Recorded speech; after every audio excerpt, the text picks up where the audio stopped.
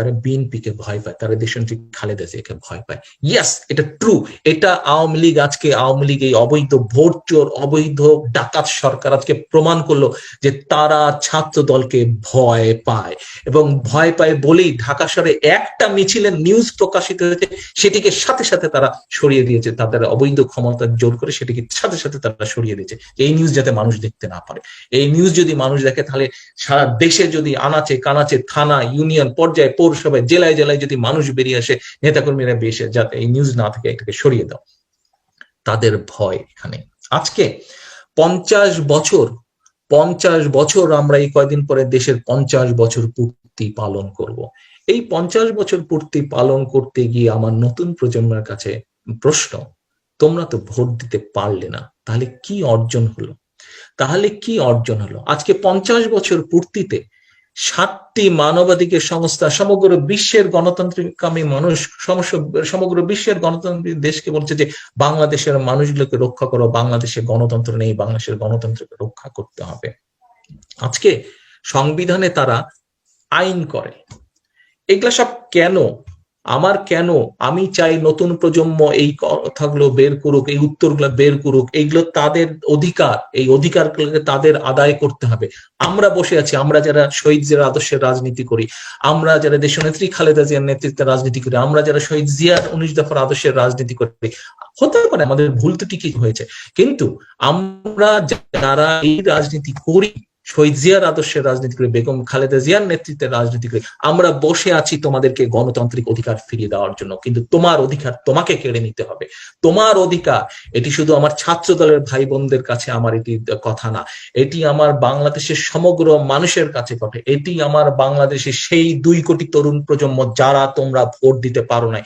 এই 2 কোটি প্রজন্ম বা আগামী নির্বাচন আসতে আসতে হয় 2.5 কোটি, নাহলে 3 কোটি হয়ে যাবে। তোমাদের কাছে আমার প্রশ্ন, তোমাদের কাছে আমরা বসে আছি বিএনপি অ্যাজ রাজনৈতিক দল, অ্যাজ এ পলিটিক্যাল পার্টি, আমরা বসে আছি গণতন্ত্র ফিরিয়ে দেওয়ার জন্য। কিন্তু তোমার অধিকার তোমাকে আদায় করতে হবে, তোমাকে বেরিয়ে আসতে হবে। কাজে এই কেনর প্রশ্ন তোমাদের জানতে হবে, এবং কেনর প্রশ্ন পেলেই তোমরা তোমাদের অধিকার আজকে এস্টাবলিশ করতে পারবে। আজকে তোমরা ছাত্র দলের অনুষ্ঠান, ছাত্র দলের প্রতিষ্ঠা বার্ষিকী, আজকে এখানে অনেক সেক্টর কথা বলেছে, বিদ্যুৎ সেক্টর আইন করে বন্ধ করে দিয়েছে, যে তারা যে দুর্নীতি করে বিদ্যুৎ সেক্টরে মানুষের পকেট থেকে পয়সা নিয়ে যাচ্ছে, এই দুর্নীতির বিচার করা যাবে না, আইন করে দিয়েছে। আজকে কোনটা বাদ দিয়ে কোনটা কথা বলবে? আসো, সবকিছু সমাধান করা সম্ভব এই দেশে যদি গণতন্ত্র প্রতিষ্ঠা করা সম্ভব হয়, এই দেশে যদি মানুষের ভোটে জবাবদিহিতার একটি সরকার প্রতিষ্ঠিত করা যায়, তাহলেই সম্ভব অনেক সমস্যার সমাধান করা। আজকে তোমরা ছাত্র দলের ভাই বোনদের কাছে আমরা প্রশ্ন, বেশি দূর তো যাওয়া লাগে না, বেশি দূর তো যেতে হয় না, বেশি বিষয় তো জানে। তোমাদের শিক্ষা প্রতিষ্ঠানগুলোর আজকে অবস্থা কি, শিক্ষা অঙ্গনের আজকে অবস্থা কি, এটি তো হচ্ছে সবচেয়ে বড় প্রশ্ন। এই যে আবরার, কয়দিন আগে আবরার হত্যা হয়ে গেল, আবরার কেন হত্যা হয়ে গেল? এমনি আবরার মতন কি আরো অনেক এরকম হত্যা হয়েছে না? এরকম আরো ভাই হত্যা হয়েছে, এরকম আরো বহু বোন আছে যারা নির্যাতিত হয়েছে। আজকে শিক্ষা প্রতিষ্ঠানগুলো এদের টর্চার সেলের মতন পরিণত হয়েছে। কাজী আজকে এই অবস্থা থেকে দেশকে বের করে আনতে হবে। এই দেশের আশা ভরসার প্রতীক যদি হয়ে থাকে, ইটস নট মি, এই দেশের আশা ভরসার প্রতীক হচ্ছে তোমরা ছাত্র দল, এই দেশে আশা ভরসার প্রতীক হচ্ছে নতুন প্রজন্ম, তোমাদেরকে এগিয়ে আসতে হবে। তোমরা একটি রাজনৈতিক সংগঠন, বিএনপি একটি রাজনৈতিক দল, আমরা রাজনৈতিক সংগঠন, আমরা রাজনৈতিক দল। আমাদেরকে মানুষের কাছে যেতে হবে, আমাদেরকে মানুষকে কনভিন্স করতে হবে, মানুষকে সাহস দিতে হবে, মানুষকে উৎসাহ দিতে হবে, মানুষকে আশার আলো দেখাতে হবে, মানুষকে সাথে নিয়ে বের হয়ে আসতে হবে। আজকে যেই কেনগুলো তোমাদের সামনে আমি বললাম, আরো অনেক বলার কথা ছিল, কিন্তু 5-6 ঘন্টার সময় হয়ে গেছে, অনেক লম্বা হয়ে গেছে, ওখানে রাত হয়ে গেছে অনেক, তোমরা অনেকে ক্লান্ত হয়ে গেছে। আজকে তোমাদেরকে মানুষের কাছে যেতে হবে। আজকে আমার উপস্থিত এখানে ছাত্র দলের যারা তোমরা ভাই বোন উপস্থিত আছে, তোমাদের প্রত্যেকের কাছে আহ্বান, এবং তোমাদের মাধ্যমে আরো যারা আজকে অনুষ্ঠানে যোগ দিতে চেয়েছে, আসতে পারেনি ছাত্র দলের ভাই বোন, তাদের সহ ছাত্রদল, যুবদল, স্বেচ্ছাসেবক সহ বিএনপির প্রত্যেকটা মানুষের কাছে, দেশপ্রেমিক প্রত্যেকটা মানুষের কাছে আমার আহ্বান, আসুন, বেরিয়ে আসুন। ছাত্র দলের এই প্রতিষ্ঠা বার্ষিকী একটি দিন, একটি অনুষ্ঠান মাত্র, কিন্তু এই দিনে তোমাদেরকে একটি প্রতিজ্ঞা নিতে হবে, একটি প্রতিজ্ঞা নিতে হবে। আমরা রাজনৈতিক দল, আমরা বলেছি আমাদের অতীত ইতিহাস আছে, আমরা যে করেছি, মানুষ যদি বলে তোমরা যে করবে তার প্রমাণ কি? ইয়াস, আমরা করব, কারণ আমাদের প্রমাণ আছে। আমাদের প্রমাণ আছে যে বিএনপি শহীদ জিয়া এই দেশে বহুদলীয় গণতন্ত্র দিয়েছেন।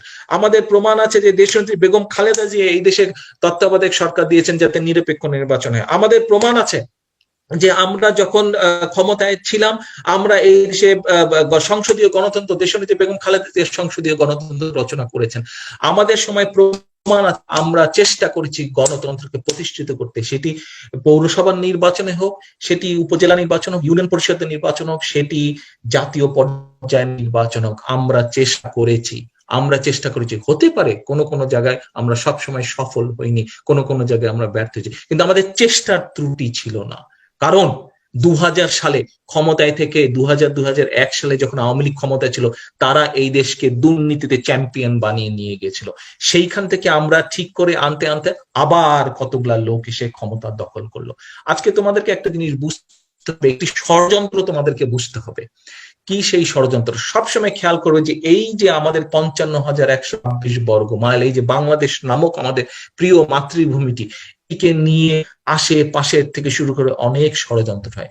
সব সময় খেয়াল করে দেখবে যে যখনই মানুষের ভোটে মানুষের সরকার এই দেশে প্রতিষ্ঠিত হয়, তখনই ষড়যন্ত্র শুরু হয়। এই দেশটি স্বাধীন হওয়ার পরে কি অবস্থা হলো সেটা কম বেশি অনেক আলোচনা হয়েছে, সেটা বলেছি। সেই সময়কার চিত্র কিছু আমিও বলেছি, কিছু অন্য বক্তারা বলেছেন, তোমরা পত্রপত্রিকা ইতিহাসের পাতায় বিভিন্ন ডকুমেন্টে দেখেছো। মোটামুটি ভাবে যখন শহীদ জিয়া দেশের দায়িত্ব পেলেন, তারপর থেকে যখন দেশটা আস্তে আস্তে টুকটুক টুকটুক করে আগাতে যখন লাগলো 81 সালে শহীদ জিয়ার বিরুদ্ধে ষড়যন্ত্র হলো, উনি শহীদ হলেন। আসলো তারপরে কি ঘটনা হলো কম বেশি তোমাদের অনেক আছে।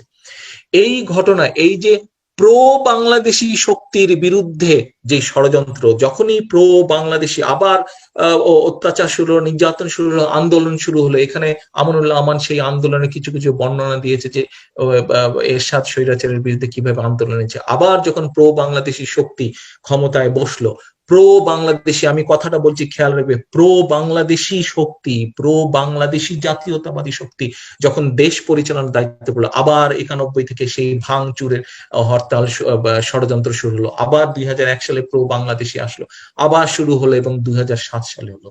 দেখো, একটি ঘটনা আওয়ামী লীগ একটি ঘটনা বলে, কিন্তু আজকে আমি পরিষ্কার এবং সময়ের পরিক্রমায়, ইতিহাসের পরিক্রমায় ইনশাল্লাহ এটি একদিন প্রমাণিত হবে। আমাদের সময় একটি অত্যন্ত দুঃখজনক 2001 সালে যখন আমরা সরকার আসলাম, অত্যন্ত দুঃখজনক একটা ঘটনা ঘটেছিল। 2005 সালে বোমা ফাটলো, যে কয়েকজন বেশ কিছু মানুষ মারা গিয়েছিল। আজকে এটা আওয়ামী লীগ আমাদেরকে এটা দোষ দিতে চায়। আজকে আওয়ামী লীগের তো মানে পুরো ডকুমেন্টারি এভিডেন্স আছে।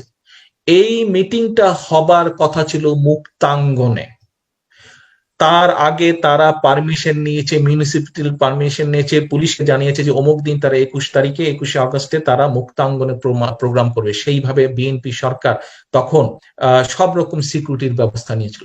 এই শেখ হাসিনা মিটিং এর আধা ঘন্টা 1 ঘন্টা আগে দিয়ে সেখানে মিটিং এ গেল, গিয়ে সবাইকে বললো যে ওদের আওয়ামী লীগের যে অফিসটা আছে, এই যে কি জায়গাটার নাম, অফিসটা আছে ওখানে আসো, আওয়ামী লীগের তখন যে মেইন অফিসটা, ওখানে আসো। তারা ওই বঙ্গবন্ধু এভিনিউতে, সেখানে তারা তারপরে 1 ঘন্টার মধ্যে সব লোকজন সেখানে গেল।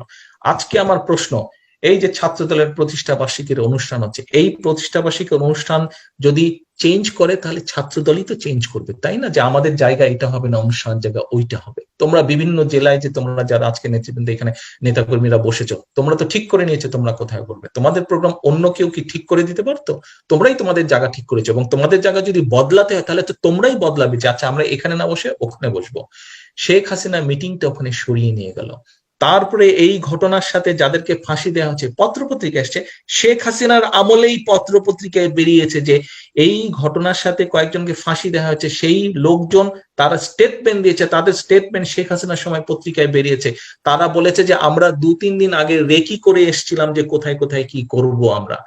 তাহলে শেখ হাসিনা মিটিংটা মুক্তাঙ্গন থেকে সরিয়ে নিয়ে গেল তাদের পার্টি অফিসের সামনে, এবং ওই লোকজনকেই কিন্তু রেকি করে বললো যাদেরকে ফাঁসি দিয়েছে যে আমরা 2-3 দিন আগে। তাহলে কি 2-3 দিন আগে হাসিনা জানতো যে ওখানে হবে?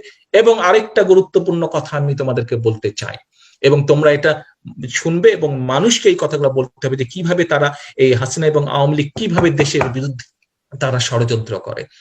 তোমাদের নিশ্চয়ই মনে আছে, তৎকালীন পত্রপত্রিকা খুলো, তখন এই যে জিল্লুর রহমান ছিল আওয়ামী লীগের এক নেতা, তার ওয়াইফ ছিল আইভি রহমান। আইভি রহমান শেখ হাসিনা 21 আগস্টের দিন যখন পার্টি অফিসে তাদের পার্টি অফিসের সামনে প্রোগ্রাম করলো, মুক্তাঙ্গন থেকে সরিয়ে নিয়ে গেল, তখন আছে 7-8 বার সে আইভি রহমানকে বলেছে যে আসো আসো, উপরে আসো, উপরে আসো, উপরে আসো, ট্রাকের উপরে আসো, ট্রাকের উপরে আসো। কোথায় অন্য কোন সময় তো আমরা অত দেখি না, কোথায় পত্রপত্রিকায় তো পড়লাম না যে হাসিনা অমুক নেতাকে ডেকে বারে বারে বলেছে মঞ্চে আসো, তমুক নেতাকে বলেছে বারে বারে মঞ্চে আসো। আইভি রহমানকে 7 থেকে, ঠিক আছে নেতারা অনেক সময় বলে, অনেক নেতাকর্মীকে নিচে দেখলে হয়তো বলে, ঠিক আছে যদি মুরব্বী হয়, ভালো নেতা হয়, নিবেদিত নেতাকর্মী, অনেক সময় 2-4 বার বলে, 2-1 বার বলে যে উপরে আসেন, উপরে আসেন, যে সম্মান। 7-8 বার পত্রিকায় লেখা আছে, 7 থেকে 8 বার সে হাসিনা তাকে ডাক দিয়েছে। কেন? নিশ্চয়ই কোনো কিছু হাসিনা জানতো। কেন তাকে ডাক দিল? কেন হাসিনার গাড়িটা যখন এফবিআই গেল, বিএনপি সরকার এফবিআই কে বললো তদন্ত করার জন্য, স্কটল্যান্ড ইয়ার্ড এখান থেকে গেল তদন্ত করতে, তারা হাসিনার গাড়িটা দেখতে চাইল, বলে যে না গাড়ি আমরা দেখাবো না। কেন? এই কেনগুলো প্রতিষ্ঠিত হবে। আসো যেই কথাটা বলছিলাম, এই কেনগুলো ইনশাল্লাহ একদিন প্রতিষ্ঠিত হবে যে এই হত্যাকাণ্ডের সাথে হাসিনা এবং আওয়ামী লীগ জড়িত, হাসিনা এবং আওয়ামী লীগ জড়িত 21শে আগস্ট হত্যাকাণ্ডের সাথে। ইনশাল্লাহ এটা একদিন প্রমাণিত হবে, সব ডকুমেন্ট আস্তে আস্তে ইতিহাসে এটা প্রমাণিত হবে। আসো কি সেই জানতে, এই যে 111 হলো, যেই 111 দিয়ে দেশকে ছারকার করে ফেলা হলো, এই 111, এই যে প্রো বাংলাদেশি যে শক্তি, এরা যখন দেশকে এগিয়ে নিয়ে যাচ্ছে খালেদা জিয়ার নেতৃত্বে, আস্তে আস্তে দেশটা গড়ে উঠছিল, এই ষড়যন্ত্র তখন শুরু হলো। এবং এই যে 111, এইটা হলো পূর্ব প্লট, এই যে 21শে আগস্টের ঘটনা, এটা হলো 111 পূর্ব প্লট। এবং 21শে আগস্ট হলো 111 কে তৈরি করার জন্য 111 হলো। এবং তারপরে পরবর্তীতে কি হয়েছে সেটা তোমরা জানো, সেটা তোমরা দেখেছো। তারপরের ঘটনা হলো নতুন প্রজন্মের কাছে মোটামুটি ভাবে পরিষ্কার। কাজেই আজকে এই মুহূর্তে দেশের অবস্থা কি? আজকে যদি আমি নতুন প্রজন্মকে প্রশ্ন করি, কেন তোমরা ভোট দিতে পারছো না? নতুন প্রজন্ম, 2 কোটি নতুন প্রজন্ম কেন ভোট দিতে পারছো না? আজকে যদি আমি প্রশ্ন করি নতুন প্রজন্মের কাছে, আজকে যদি তোমরা যারা নতুন প্রজন্ম আছে তোমাদের কাছে যদি প্রশ্ন করি, কেন তোমরা মুক্ত মনে কথা বলতে পারো না? ভয়টা কোথায়? কি ভয়? ফেসবুকে কিছু লিখলে ধরে নিয়ে যাচ্ছে, পত্রিকায় কিছু লিখলে ধরে নিয়ে যাচ্ছে, ও উঁচু জায়গায় দাঁড়িয়ে সরকারের বিরুদ্ধে কথা বললে ধরে নিয়ে যাচ্ছে, কেস কাচারি হচ্ছে। কেন? কেন আমার নতুন প্রজন্মের ভাই বোনেরা তোমরা ভয় পাচ্ছ? কেন নতুন প্রজন্মের বন্ধুরা তোমরা ভয় পাচ্ছ? এই কেনর উত্তর তোমাদেরকে বের করতে হবে। এই কেন উত্তর যদি তোমরা বের করতে পারো, তাহলে এই দেশটা ঠিক হবে।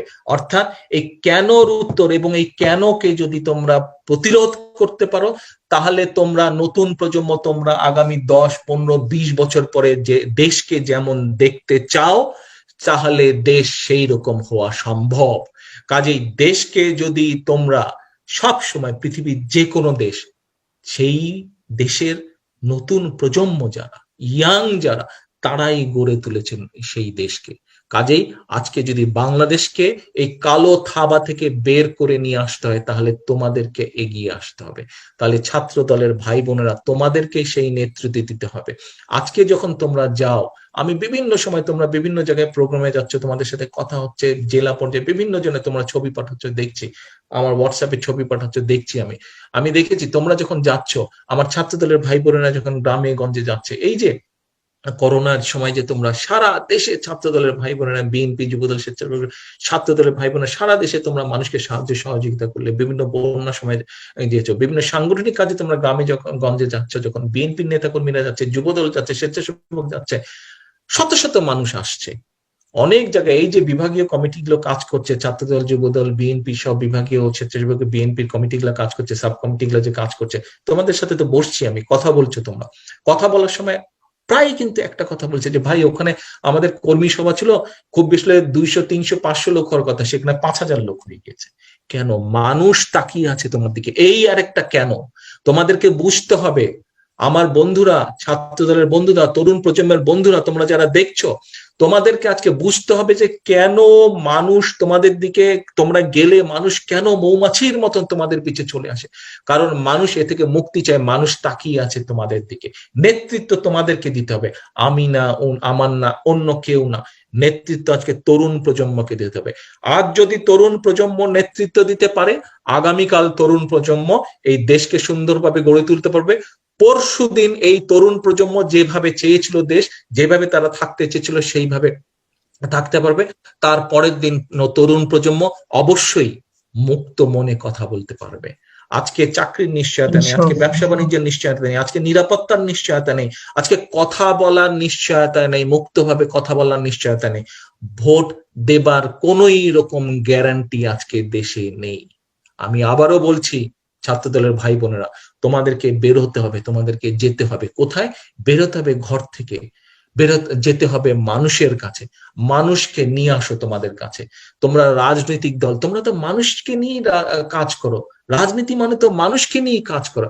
কাজেই সেই মানুষগুলোকে নিয়ে আসতে হবে, মানুষগুলোকে ঐক্যবদ্ধ করতে হবে। আজ আমাদের লক্ষ্য, এই ছাত্র দলের 42তম প্রতিষ্ঠা বার্ষিকীতে আমি তোমাদেরকে অনুরোধ করব, মানে সকল রকম ভেদাভেদ, রাজনীতিতে মত পার্থক্য থাকবেই, কিন্তু মত পার্থক্যটা যাতে অনৈক্য না হয়, এই প্রতিজ্ঞাটা তোমাদেরকে আজকে করতে হবে। মত পার্থক্যটা থাকুক, আলোচনা করবে, তোমরা তো বন্ধু, ভাই, সহকর্মী, সহদর, আলোচনা করবে, আলোচনা করে সমস্যার সমাধান করবে, কিন্তু অনৈক্য যাতে না হয়, বরং অনৈক্যর বদলে ঐক্যটাকে সুদৃঢ় করতে হবে। আজকে আমাদের ঐক্য সুদৃঢ় হলে আমরা বড় ভালো কিছু লক্ষণ অর্জন করতে সক্ষম হব। শহীদ জিয়া নেতৃত্ব দিয়ে যুদ্ধ করে দেশকে স্বাধীন করেছিলেন, ওনার নেতৃত্বে বহু মুক্তিযোদ্ধা যুদ্ধ করে দেশকে স্বাধীন করেছিলেন।